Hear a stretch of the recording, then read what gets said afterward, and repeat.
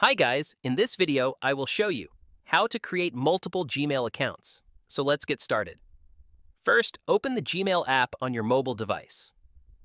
Once you're on the inbox screen, tap on your profile account. Located in the top right corner of the drop-down menu, select another account. Next, choose Google as the account type. Now tap on Create Account and choose for Myself from the options. This option is ideal for a personal account. You'll be prompted to enter your first and last name. Once you've done that, tap on. Next, on the next screen, select your date of birth and gender. This information helps personalize your Google experience. After answering this detail, tap on Next. Now you'll be asked to create a Gmail address.